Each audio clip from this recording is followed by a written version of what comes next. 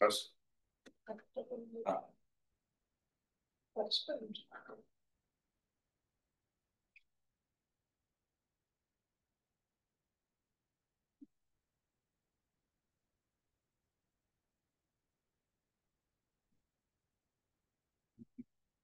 One, two, works.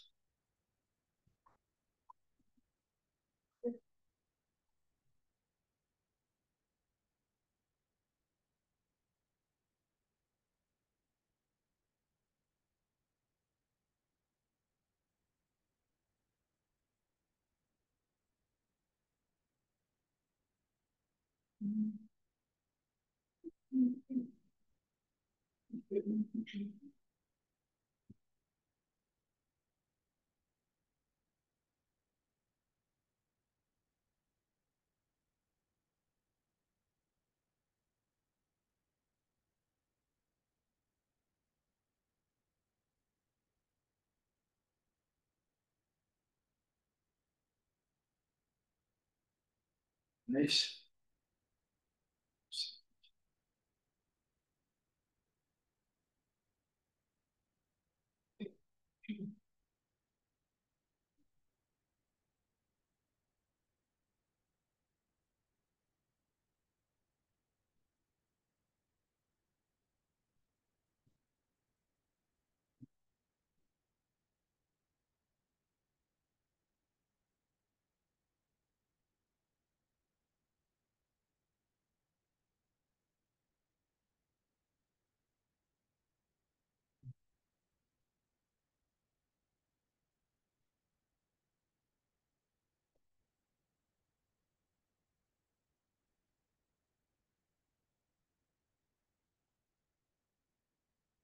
That's interesting that it's in the screen different, yeah. In the big screen.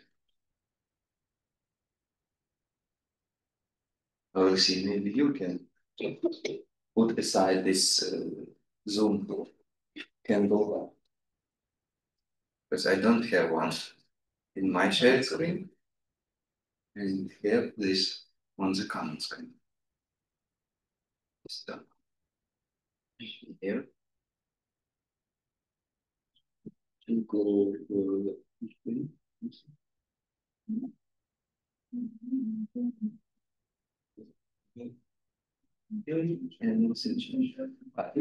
everything, but not the way expected. Okay, guys. Good morning. Tough night. The strongest left, but the time probably a little bit less than an hour and a half to continue our discussion on biological diversity.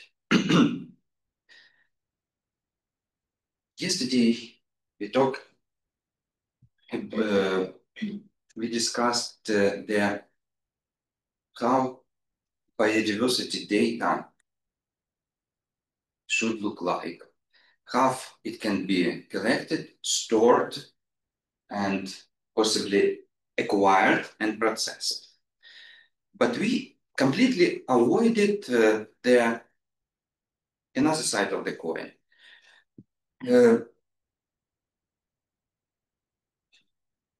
Whether just raw biodiversity data are informative enough to be used in modeling, in decision making, in any kinds of analytics, and so on and so on. And very short answer, not always. For first view, it might seem that the number of species, how many species are there, might be used as the most direct measure of biological diversity. Is that true? Yes, but just partial. Because biological systems, like many other, are, I'm not sure I pronounce this word correctly in English, like emergent, have emergent features. Then combination of elements altogether does more than the arithmetical sum of any of the elements. Like in, I don't know, in a laptop. for example, just assembled in a single system, powered and equipped with proper software, it will work.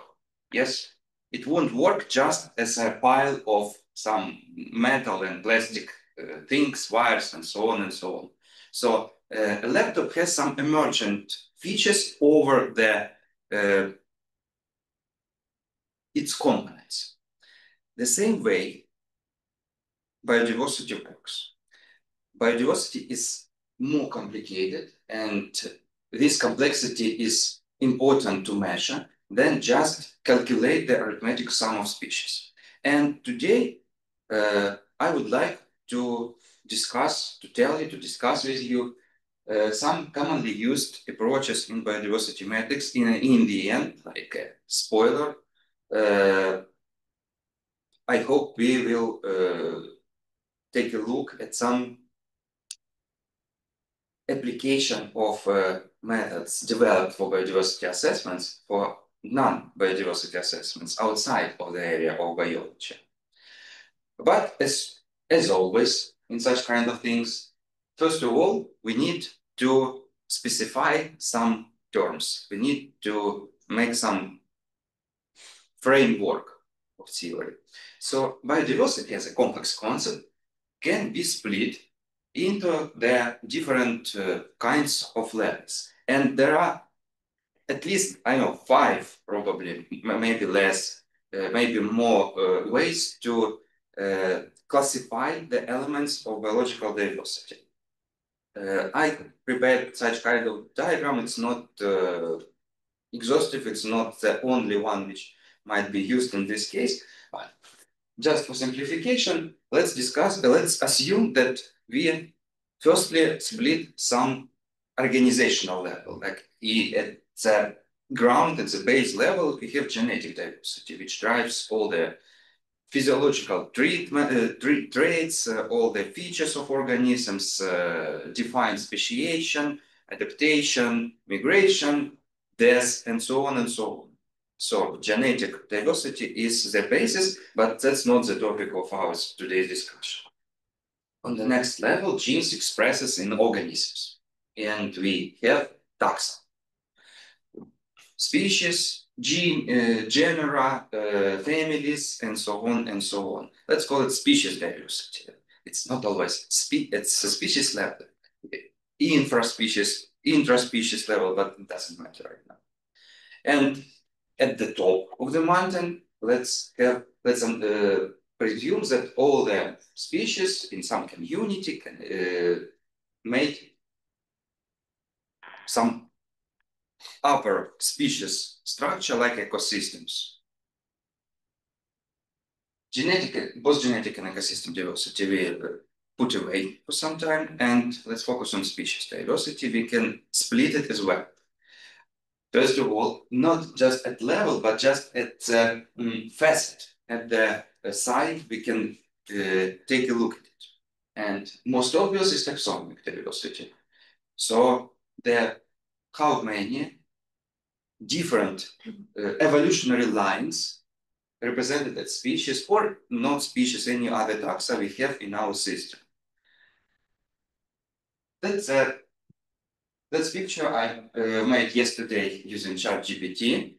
That was my first actual try to make a picture using ChatGPT. And I guess it is better than I would paint it, draw it by hand.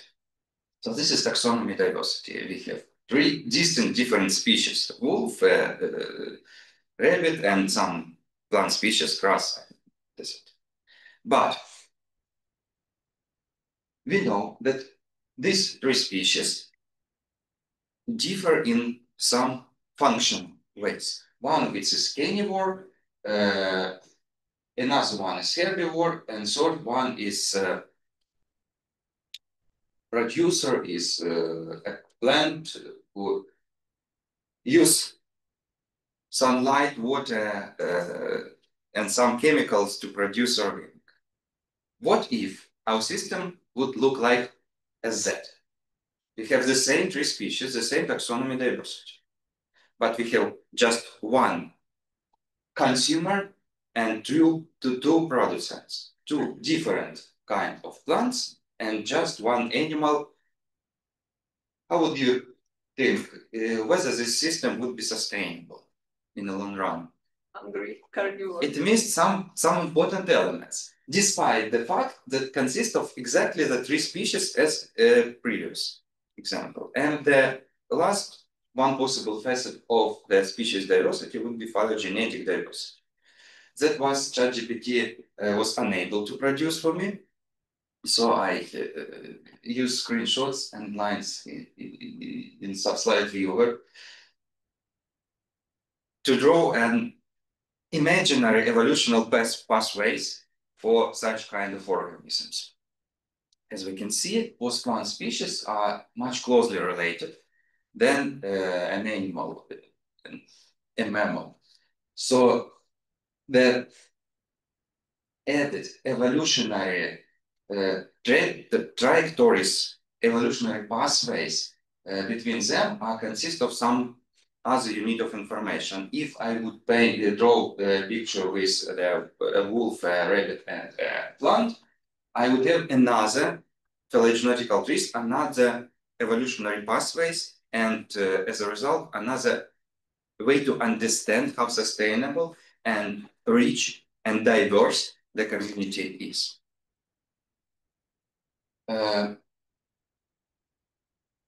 Let's take a look at one another a bit more complicated drawing.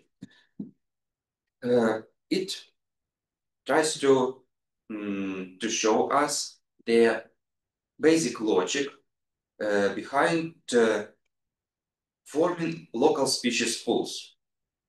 We can get in one place, we can survey some part of life at that place, and we can detect some biological species, some number of species, some different species. But the truth is that except the number of species, we have different species composition at different places. So question is, the biological question is, why at different places we have different species compositions? We have some prior understanding of that because there are different environmental conditions in different places. So maybe an elephant can survive in a tropical region in Africa and cannot survive in Ukraine because during the cold winter it would freeze and die. But that's just intuition in the right direction, by the way. But we can draw some other drivers behind forming local species pools, which is important to understand. And you can see that we have just a nested structure, like a matryoshka, where absorbed community is the pool of data about species composition we could get at place, just in this, I don't know, square 10 to 10 meter at the middle, or just in this sample of water, or just in this, I don't know, 5-minute observation of singing birds at the park. This is an absorbed community which consists of some kind of species. And obviously, it always be poorer, it always contains lesser number of species than imaginary big community, like regional species pool or global species pool. And if we go from the global level to the very, very local level of sort community, going deeper, we can observe different drivers shaping our observed situation. For the global level, the species exist at all depends primarily on some global evolutionary process. Speciation, like species origins, adaptations, migrations, local extinctions, and so on and so on. So drives primarily by evolutionary history of taxa and of our planet. Continental drift, I don't know, climate change through the millions of years and so on and so on. Big picture, big drivers. When we get a bit deeper at the regional level, some other drivers start to play its role. It's, for example, so-called environmental filter. Ukraine has seasonal climate and cold winter. That's why an elephant can't survive in Ukraine. So environment are biotic factors behind living part of the biosphere starts to be important for filtering out some species, some parts of global species pool, left just a subset. And when we go even more deeper, even more localize our search, some other drivers comes to a scene, such as in addition to environmental filtering, in addition of evolutionary defined process, it would be an interaction between species. This plant can survive here. It can survive here because there is some insect pollinator in this exact community.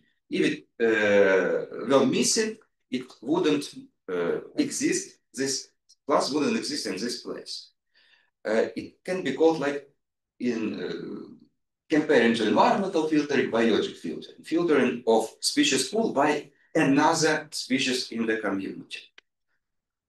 And I step by step missed another part of this chart, so-called neutral processes. I would like to talk about neutral processes a bit later, because they hardly understandable and at the same time extremely important to understand why our local small species pool will always be different for comparing to the species pool at the larger level. Now more close to business. How we can interpret and measure biological diversity, presuming we already have data.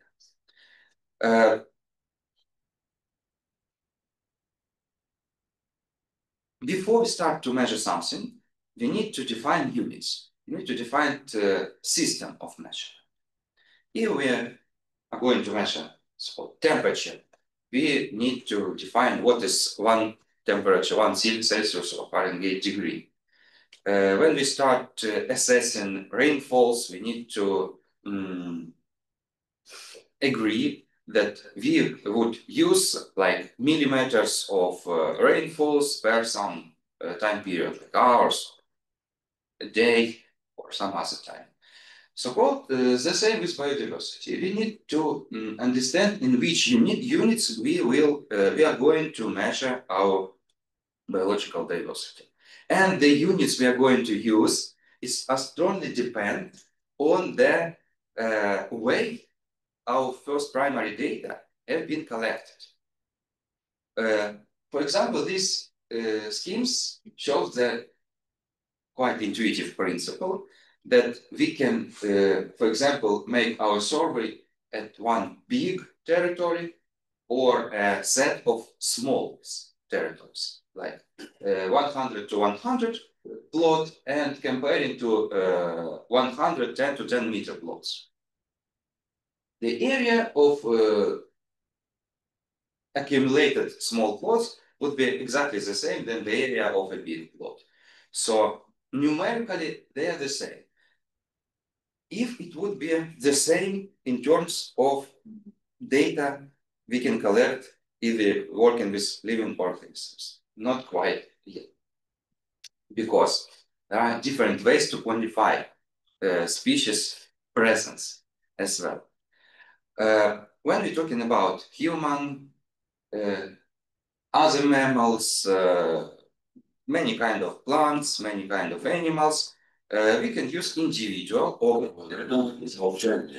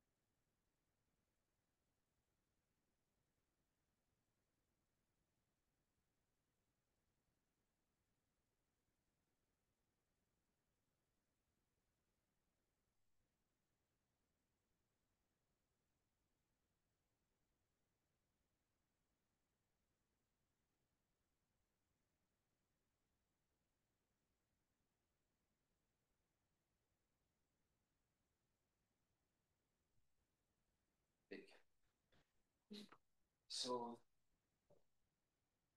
a lot of biological species has a very distinctive body, like we all presented here. We can count such kind of species per heads. How many items of organisms we have.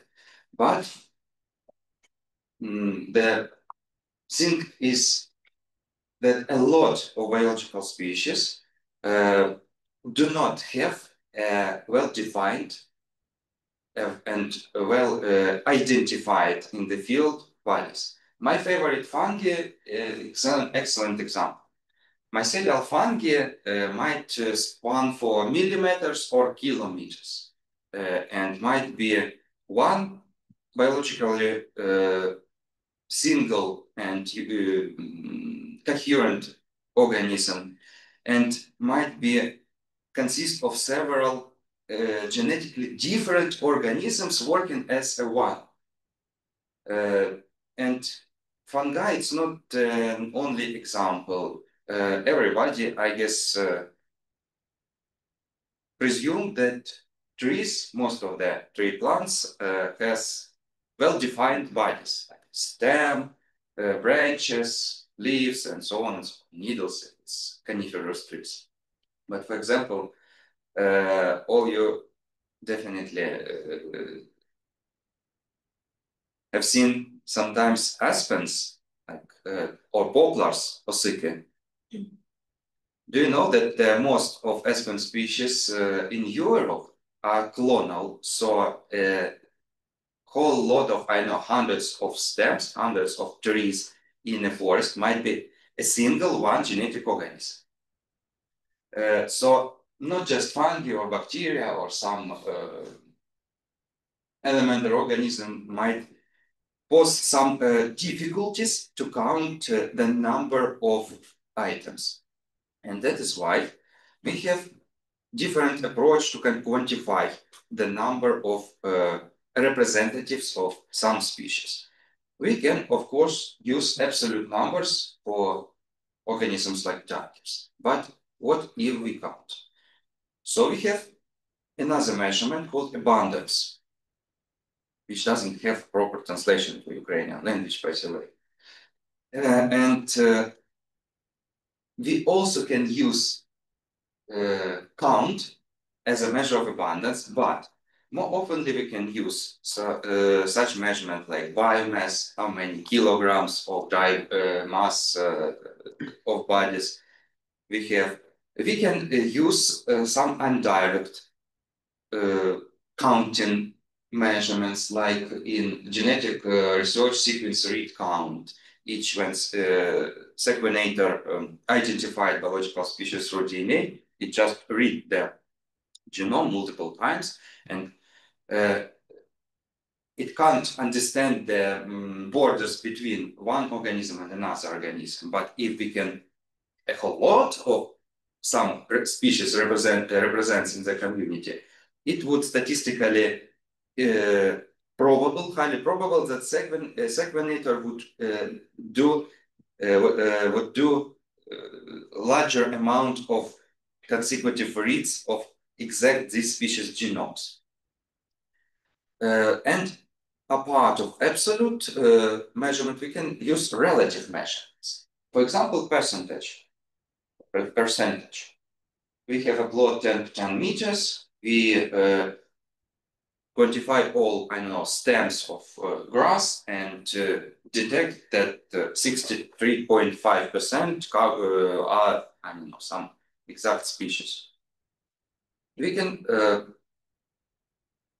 let me get back to this slide. When our research was designed in a way, like shown in the right side of the slide, when we have multiple sampling units, we can just detect presence or absence of species. And in this case, we can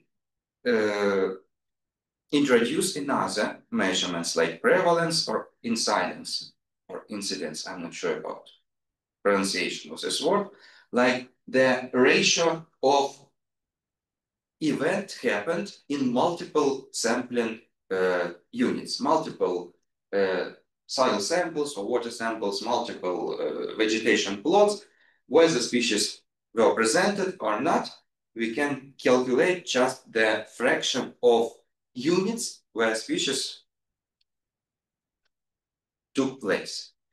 And one of the most common relative measure of species abundance is so-called relative abundance, which is logical, which typically marked as P y, where is the ratio of abundance of some species divided to total abundance of all the species detected. Irrespectively to the way we actually quantify, we actually measure species abundance of number. So, okay, we choose proper measurement system for our groups. Is that enough to say how many biodiversity there, how many species measured in, in some units, percentage, prevalence, biomass, so on and so on. Let's look at this picture and try to answer which sites or site are more diverse and why you think this site or sites are more diverse than others. How do you think?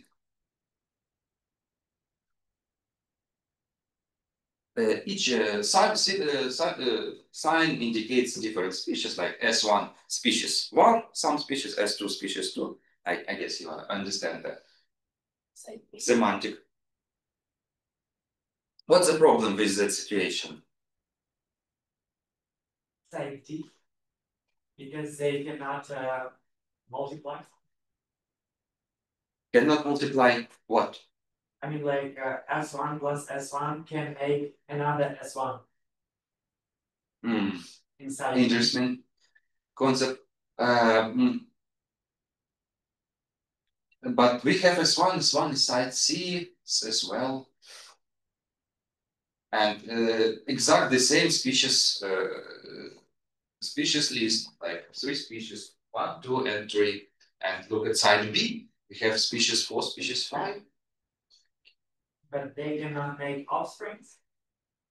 You know, I've never thought in this perspective on the picture, like in exact individuals. You know, these two might be both males or both females, or have vegetative incompatibility. So let's like generalize, abstract from this level. So what we observe the idea which represent quite natural and ubiquitous situation in biological diversity. When we try to understand which places are more diverse in terms of biology, in terms of life, we face different combinations of species represented by different abundance of different species with countless possible combinations. So it's not so easy to reply which community are more diverse and more sustainable. Obviously, site B looks more diverse in terms of arithmetical number of different species. It has 5. Comparing to all other sites, it has 3 species. Of course, we can presume that site A are less diverse because it has just 3 species represented by the minimal number of representatives. But site C and site D, it's hard to say which can be more diverse, because in this showcase we observe 2 different parts of the coin, 2 different parts of biodiversity measurements, so-called richness and evenness. And in the simplest way, we can define richness as a number of species, extremely simplest way, and we can define evenness as a quantitative relations among species by representatives. We can presume from prior biological knowledge that the communities having more species would be more sustainable in the long run, so we can treat it as more diverse. And we can as well presume that communities which have species evenly distributed by abundance would be less prone to decline, to extinctions, to any catastrophic events, and more sustainable in the long run. So the combination of the metric we would like to get, the single metric we would like to use in our analysis, would be ideally combine both richness and evenness. And of course, it's not so complicated to produce some of them. There are whole tons of species diversity metrics, and those three are just, I don't know, most famous or most widely used, but it's not all possible combination. But these three metrics have something in common. All it include two pieces of information. Number of species defined as S, and number of some seen, which we use as a measure of abundance. In two legacy indices like Margalef and Phoenix indices, and capital N means the total number of individuals or whatever we use to measure the abundance, biomass and prevalence and so on and so on. So in a nutshell, the measure is a ratio between number of species and number of total abundance. Why not the just number of species? It would be much easier to calculate, because there is some kind in biodiversity, not just biodiversity research, like sample coverage, the fraction of reality we have actually detected during our research, and how we can estimate how profound, how deeply we survey our reality. What if we have not been detecting all the possible biological species? What if we miss something? And we definitely miss something. The number of individuals or any other kind of abundance defined as capital N is the simplest possible proxy of so-called sampling effort. How many individuals we have found means how hard we worked, how hard we surveyed our community. The last one, Shannon-Wiener index, defines in a bit more complicated way, but logically the same, because that's negative sum of multiplications of relative abundance of some of each species and logarithm of this exact matrix. So as we remember, I hope from one of the previous slide, the relative abundance is a ratio, again, between abundance of some species and total abundance. The measure indicates how big part of community this exact species occupies. And measurement of Shannon-Wiener get it together, all these measurements. The more species we have, the larger the number would be. The more evenly species distributed, the closer our, the closer our ratio between n small n y to capital N would be to, the greater would be this ratio. If we have a community, let's imagine, consists of just one species, the total, the relative abundance would be 1 divided by 1. And that was the least rich and the least evenly distributed community possible. In any other case, when we have two and more species, this ratio would be fractional and logarithmizing and dividing on. This fraction would tend to minimize the value of Shannon-Wiener index. What's interesting, the Shannon-Wiener index hasn't been invited as biodiversity metrics. It was invited as a metric of measurement the complexity of writing. Ages before natural language processing or something like that, 70 or 80 years ago, it was invited to numerically evaluate how rich the prose of different writers was.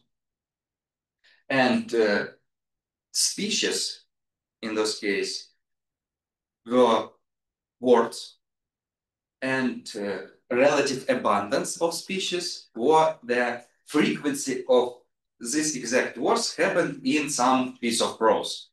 So if a writer has a large vocabulary, it have, say, many species. If writer use this large vocabulary quite rarely and usually use one word, it means that evenness in this prose are quite low. So the measure was originally invited not just biological diversity and all. And by the way, that was probably main idea of my today's lecture, that most of us presented here are not biologists. But the idea behind biodiversity estimations might be used much beyond the field of biodiversity or biology at all. Another great example of using interference of field. Do something know who those two guys are? I'm sure all of you know them, but it's probably you don't recognize faces. At least one of them. Yes, the guy on the left is Alan Turing. He's in computer science like a god. When Alan Turing and his colleague Jack Booth tried to crack Nazi Enigma machines, they invented a whole lot of interesting things in information theory, and some of them are successfully used in biodiversity metrics. In the picture at the left, from one of the brilliant Ukrainian, by the way, textbooks of biological diversity, you can see the imprinting of idea of quantifying sample coverage by the fraction of rare elements. The idea behind this is quite intuitive when we look at it, but it wasn't quite intuitive at the time of World War II, that the fraction of extremely rare events in some randomly or not randomly distributed process will be greater in a situation we lost a large part of the picture. The greater our picture is, the less would be a fraction of extremely rare element. If you go for mushrooms, for example, for mushroom picking to the forest, the chance that at the first 10 meters after your train or bus, you can collect some fungal, some mushroom species, and you collected, you would make just one finding per species, one, I don't know, pilgrim, one muhamor, and so on and so on. And having a small subset of an information, you have a large part of it represented by a single event. Event happened just one time, one observation, one occurrence. And when you spend a whole day at the forest, it's quite possible that the more you go, the more you find different kind of mushrooms, and you would find again and again the same species you have found as the first steps. So the fraction of extremely rare findings would be going down constantly. And these simple methods can be used to numerically assess so-called sample coverage. How large part of reality we see in our subset. And after the war in 1953, Jack Good published their paper about, you can't recall this name, but about using this exact principle to estimation the population frequencies of species and the estimation of population parameters. What we can infer from this idea? From this idea, we can infer some other numerical estimates of another biodiversity parameter called sample coverage. Good Turing frequency estimation, those from 1953, is formulating quite simple. It's 1 minus fraction of the so-called singletons of the species represented by just one event, one finding, one occurrence, divided by the total number of species. If we have community with one species, 1 divided by 1 would be 1. 1 minus 1 would be 0. So in this situation, we can't even talk about sampling coverage. It's so insufficient sampling that it's not just a matter of discussion. But when the more species we have, the more close the lesser would be the second part of this equation. I don't know how it's called. I'm not a mathematician. The second part of the right part of the equations. That obviously a quite simple measure, and today we have a little bit more developed, but based on exact same Turing good ideas. For example, measures called Chow1 and Chow2 for abundance data level, species and how many representative species we have. And for incidence data, so how many sampling units has any number of representative of the species, is used to quantify sample coverage and estimate how good we surveyed our real community. And we can use this estimation if we turn it upside down as an estimation how many efforts should we put into our survey to estimate all the community. Yesterday, there was a question about how do we know how many type diversity exists? How do we know how many undescribed species might be if those species are non-described yet? That's why.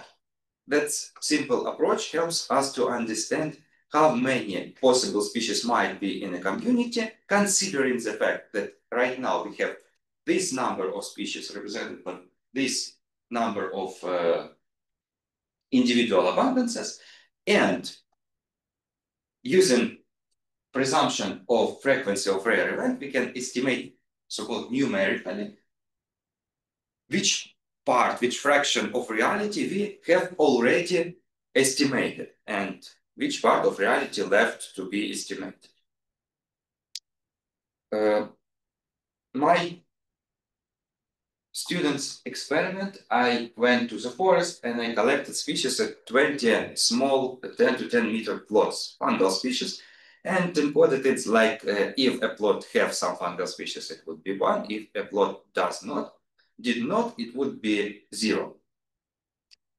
And then I tried to make in Excel a most possible simple chart indicating how many species and how many incidents. I didn't know this word those days, but intuitively understand somehow. I would accumulate with accumulation of sampling units, with accumulation of sampling effort. And as we can see, expectedly, abundance accumulated more rapid than accumulation of species richness, I call it so. And species richness is going to plateau after 16th plot. So may I decide that 16 small plot is quite enough to explore fungal species richness in pine forest somewhere in eastern Ukraine. I wouldn't do that today because you can see that with an increase of sampling effort, the results went up not steadily, but like kind of step by step, going to some later and then go up again and again. I can expect that after 20th or 30th plot, I would have another go up, and it would be endless. How can I know how many plots I need to completely estimate the diversity of these fungi at that place? My student mistake was that I added each next plot to the previous existing accumulated pool of plots. I added my actual new unit of sampling efforts to existing one. I have a tank with mushrooms, and I add new and new and new, and I never get out some previously. And I guess you all know the right answer on this question. It would be a process called rarefaction, a widely distributed in data science and math way to understand how the increase of sampling size would be reflected on the results. In our case, in species, in number of detected species. The main difference is of this process is that at each place we have recalculate all the metrics based on not how many fungal species I would get if I survey first 10 plots, but how many fungal species in average plus some metrics of variation, like standard deviation or something like that, standard error, we would have if we survey 10 random plots from the whole possible pool of plots, 11 possible plots in any possible combinations, 20 possible plots out of all existing pool of plots. Of course, in this case, 20 possible plots is the same as pool of plots, but you get the point, I guess. We recalculate value. So we have central measure and we have some measurement of variation.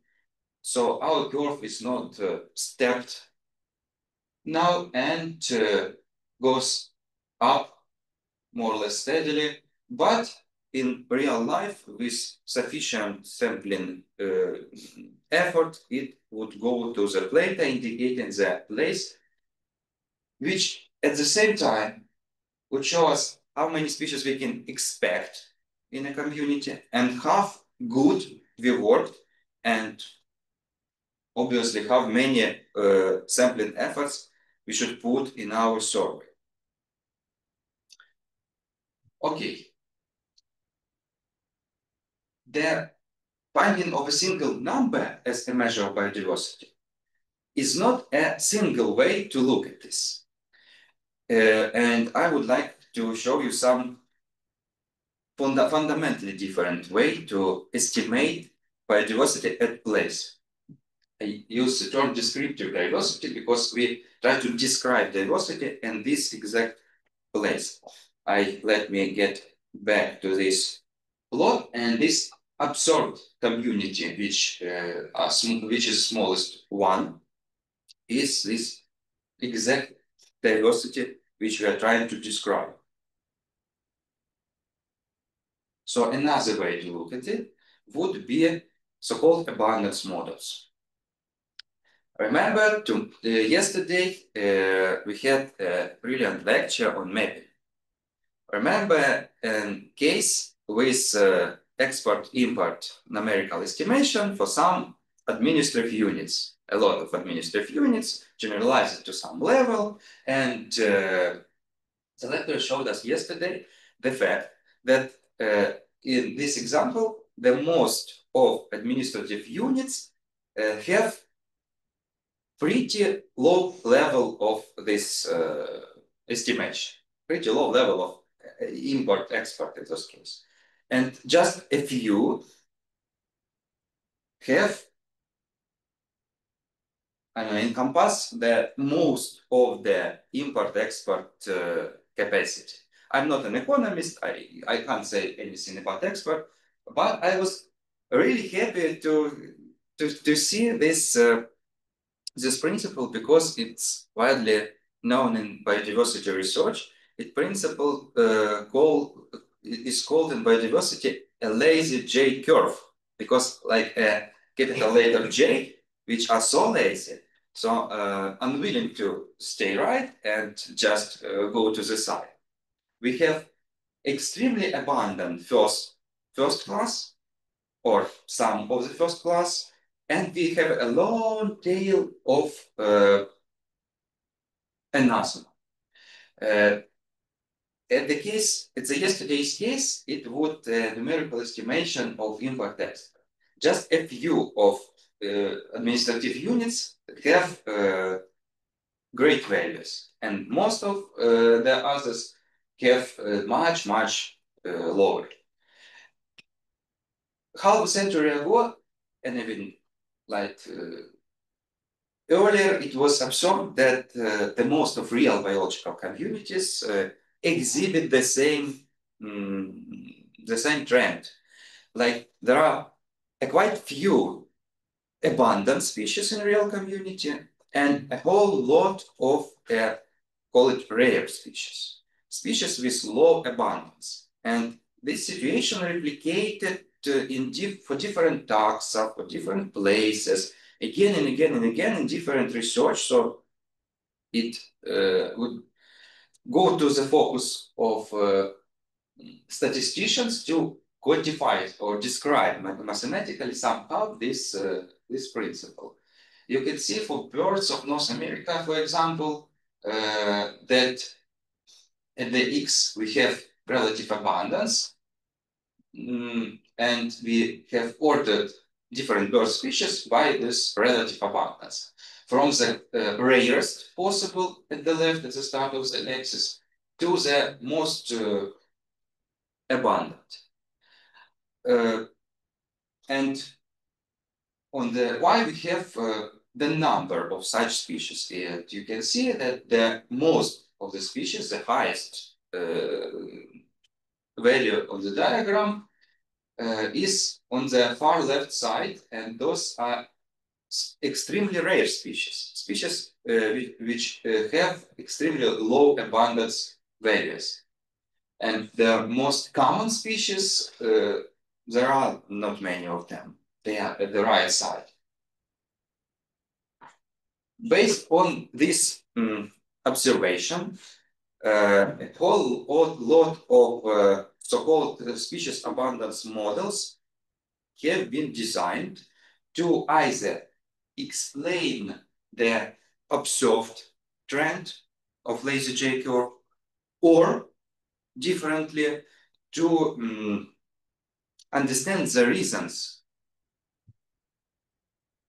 to model the possible pathways to split the so-called the space of ecological niche, the environmental space which individual species can occupy, because there is a fundamental presumption that in any community, any species would tend to reproduce, colonize, grow, and distribute as more as it possible for this species. And the boundaries for distribution and numerical growth would be such how many environmental and ecological space an actual species can actually occupy. Fun fact that the first researcher who mathematized this idea was the Japanese research Isao Matamura, who worked at the first half of the 20th century and write his works in Japanese. But the world now know about species accumulation curves and related metrics from American researchers, Robert Hutchinson and famous statisticians Robert Fisher, which analysis of variances and so on and so on. Just in the 80s of 20th century, it was revealed, redescribed, thanks to another Japanese-American researchers, Takeshi, who known Japanese and could read Matamura's work and wrote in English, living in United States. So that's brilliant illustration why we all somehow need to try write our scientific outcomes in commonly understandable languages, because the true authors of an idea would be abandoned and unknown for half a century, because almost nobody in the world can read Matamura's works. And nowadays, the great influence on the theory of biodiversity measurements plays so-called the unified neutral theory of biodiversity and biogeography. I was always a bit nervous about such kind of titles. It's the theory of everything or so on.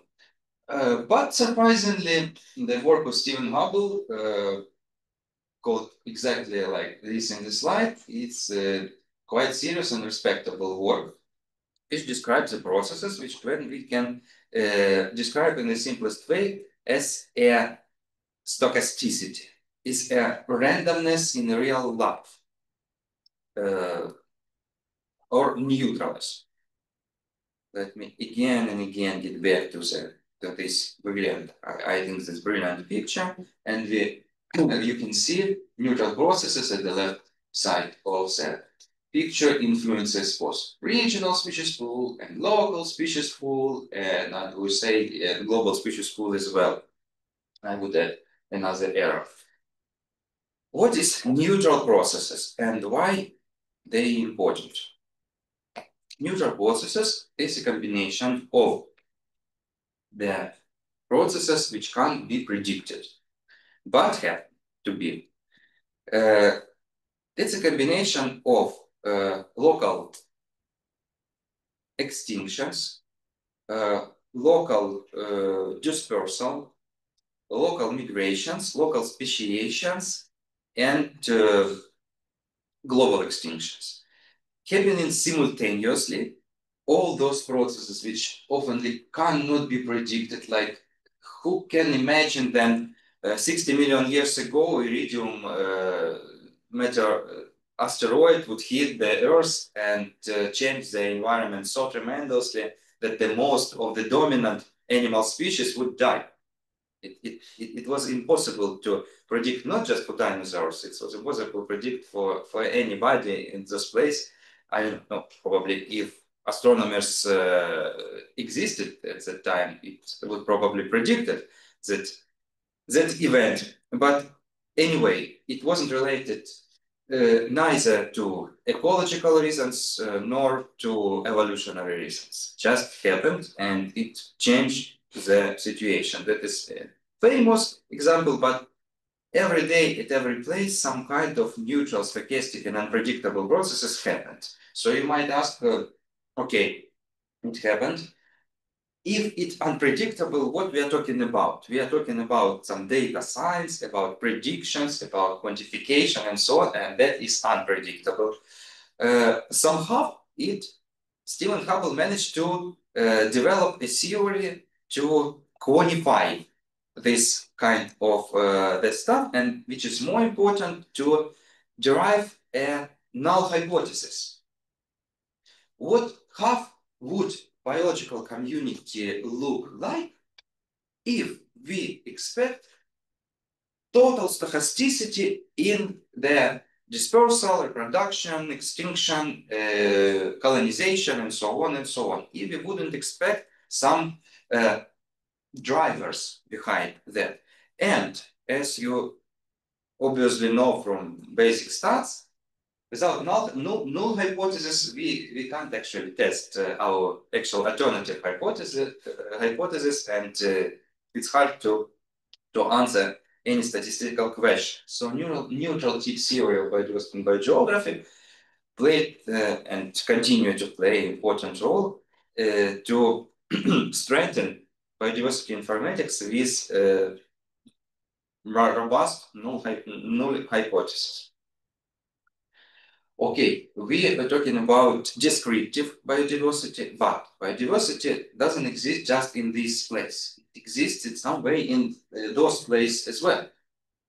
Can we compare this and those situations? Quantitatively compare? Yes, we can.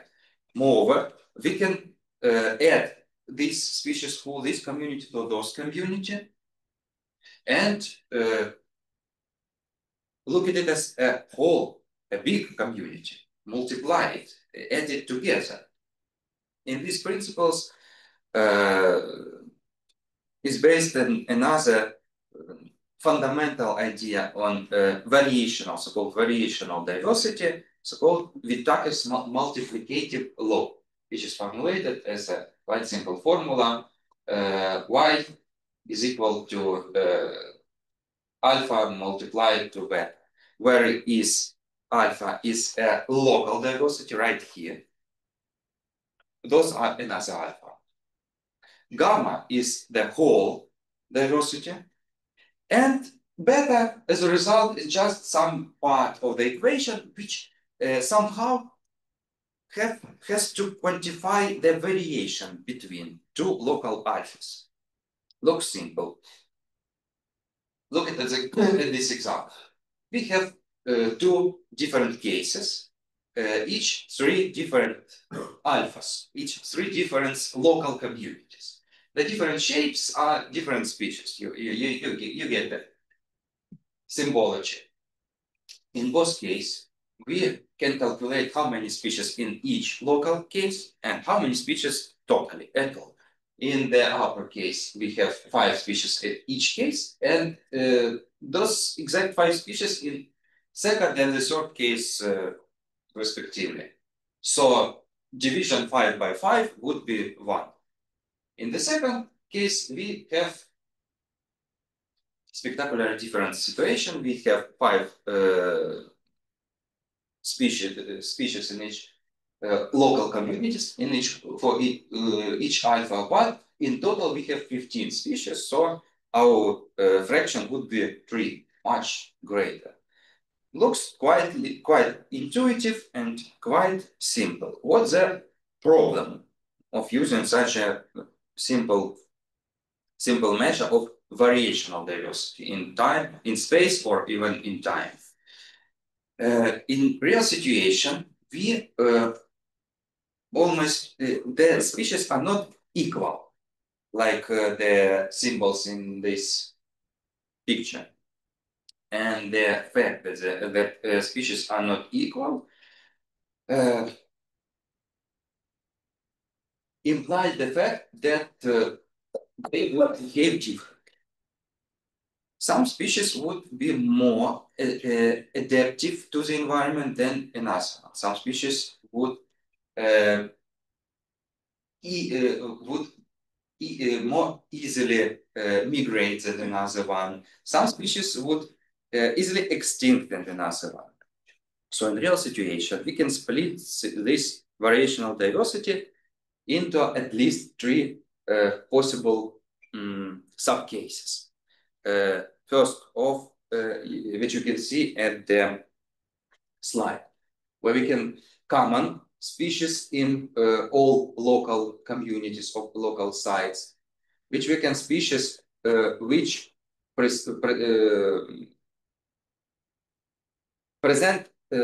in a one but absent in another one. So we can say about so-called turnover, species turnover. We can situation when some local communities are just a big copy of some other local communities, like a subset of this. So in case B, site B2, B3, both don't have any species absent at the site B1. In this case, we are talking about nestedness. And of course, in real life, both turnover and nestedness happened together in very possible, very large combinations. And we can, again, take a numerical measure of variation between alphas. Those are, so I would say, I would like to say legacy one, but it's actually in use, but the most simplest. We can measure, numerical measure difference between two communities using formula where A is the number of species in first community, B the total number of species in second community, and C the number of common species. Happened in both. There are a whole lot of such kind of formulas. Some of them, like Jakar or Sorensen in the indices, use just species composition. Some of like Bray-Curtis indices introduced abundances. I probably wouldn't spend much time explaining the formulas, but the idea is the point I'm trying to make, that we can estimate how similar two different set of species, including abundances, among each other. And what's more important for data science, that if we have similarity measure, we quite easily can have a dissimilarity measure. And if we calculate dissimilarity between two sites or among many sites, among many local diversity, we can translate this dissimilarity into the distance. And if we have distance between some data points, call it, what prevents us to translate this into multidimensional space, where we have so many dimensions as we have so many local diversities, where each community is situated somewhere on the many axes of this local dissimilar of these communities, and the numerical position defined by this ecological distance we derive from the species dissimilarity. And this opens the wide range of possibilities to apply in a modern analytical methods like in dimension reduction, ordinations, classifications, clusterizations, and so on and so on, which I would not spend much time talking about because I'm not the right person to describe you dimension reduction and all this stuff. You have to describe this to me. And for the last couple of minutes, couple of words about another facets of biodiversity. Taxonomic diversity we were talking about today is just one of the possible facets.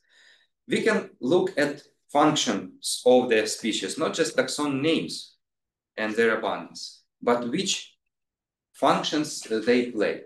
For example, in this chart, we can intuitively see the succession of different fungal taxons through the process of biodegradation of the biological materials that lives. Or we can look at evolutionary history, assess evolutionary stability of the community, accessing exactly the same metrics, but not applied to taxa, but applied to the distances in evolutionary time.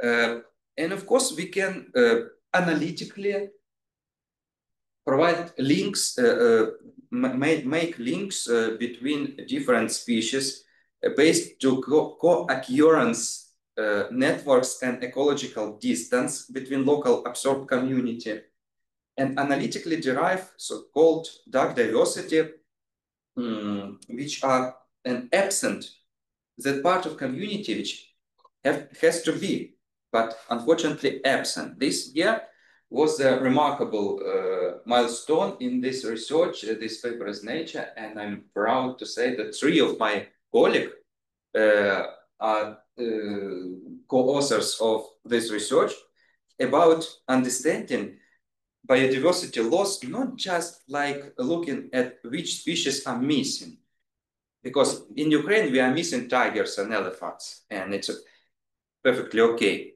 But understanding which species which has to be a part of this local community, missing is exact this local community, not due to the ecological, evolutionary, and biogeographical reasons, but possibly due to the reasons of human activity. So biodiversity is many faceted. And the last slide, as I said before, this as biodiversity were enriched from information theory like Alan Turing's or Jack Wood's research, or index of Shannon Weaver of prose richness, that current biodiversity informatics are enriched just another fields. For example, image analysis.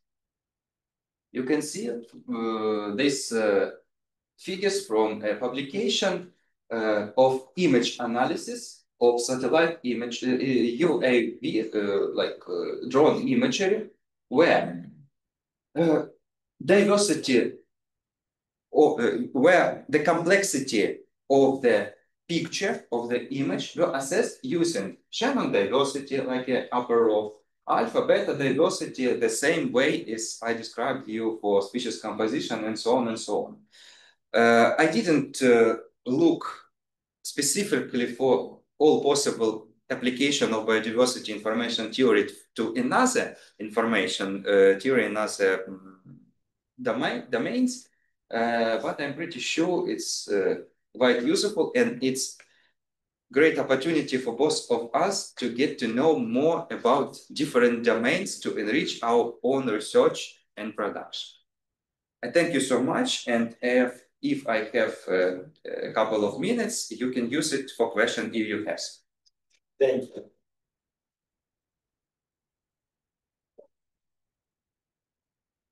Oh, I think that, yeah. Let me check. 1, 2. It's really not good. I mean, need to replace batteries. But nobody noticed. Yeah. I hope that I just hope that it was recorded. Okay, so if you have any questions, you can contact later or break and everything. Now we have a 10 minutes break just to refresh our Brains. brains. Make them more diverse. Я выключу пока. Давай, паука нормально.